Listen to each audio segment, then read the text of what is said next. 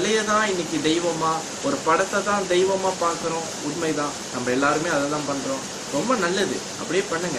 ஆனா இன்னைக்கு எத்தனை பேருக்கு நம்பிக்கை இருக்கு? நம்ம வீட்டுல உண்மையாலே தெய்வம் இருக்கு, நம்ம வீட்டுல உண்மையாலே பாபா இருக்காங்க, ராகவேந்திரர் இருக்காரு, எல்லா குருமாரும் நம்ம வீட்டுல இருக்காங்க, எல்லா தெய்வங்களும் நம்ம வீட்டுல இருக்காங்க. ரொம்ப பேருக்கு கருமாரி அம்மன், அம்பாள், சிவபெருமான், பிள்ளையார், முருகன் எல்லாரையும் ரொம்ப பிடிக்கும். ஆனா எத்தனை பேருக்கு அங்க நம்பிக்கை இருக்கு? அதுதான் ரொம்ப முக்கியம். எல்லா தெய்வத்தோட சிலையும் படத்தையும் நம்ம வீட்டுல வச்சுக்கலாம், பட் யாருக்குமே நம்பிக்கைங்க இல்லை. ஏன் நம்பிக்கை இல்லைன்னு பாக்குறீங்களா? நம்ம எத்தனை பேர் நம்ம வீட்டுக்கு திடீர்னு ஒரு விருந்தாடி வந்திருக்காங்க, இந்த விஷயத்தை புரிஞ்சுங்க. நம்ம வீட்டுக்கு ஒரு திடீர்னு ஒரு கெஸ்ட், ஒரு விருந்தாடி வந்திருக்காங்கன்னு வச்சுக்கோங்க. அவங்க முன்னுக்கு நம்ம கத்துவோமா, ஏசுவோமா, சண்டை போடுவோமா, கெட்ட வார்த்தை பேசுவோமா? இல்லவே இல்லை.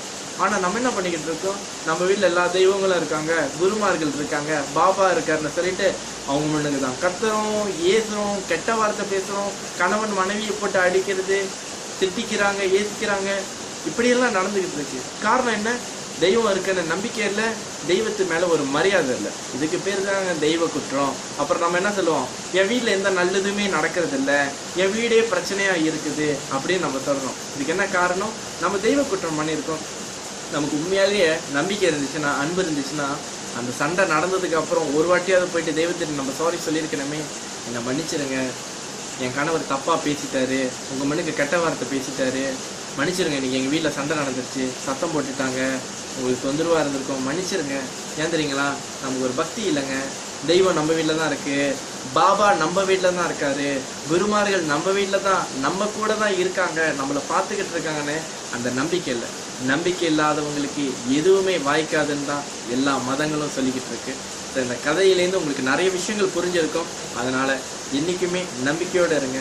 நம்மள நிறைய பேர் சாப்பிட்றோம், கடவுள் இருக்காரு வீட்டில் நம்ம சொல்கிறோம், உண்மை தானே?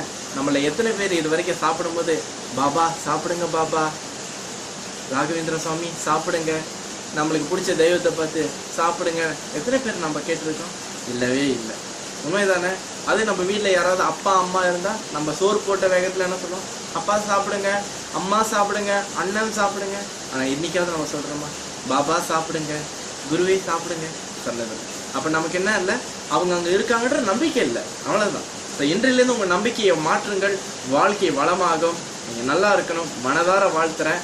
இந்த வீடியோவை முடிஞ்ச அளவுக்கு எல்லாத்துக்கும் ஷேர் பண்ணுங்கள், எல்லாரையும் பார்க்க சொல்லுங்கள். அவங்க வாழ்க்கையிலையும் உங்களுக்கு ஏற்படுற ஒரு மாபெரும் மாற்றம் அவர்களுக்கும் ஏற்படும் என்று கூறி உங்களிடம் இந்த அன்பாய் மீண்டும் இன்னும் அனைத்து வீடியோவில் நம்ம சந்திப்போம். இந்த வீடியோவை மனதார எல்லாத்துக்கும் ஷேர் பண்ணுங்கள்.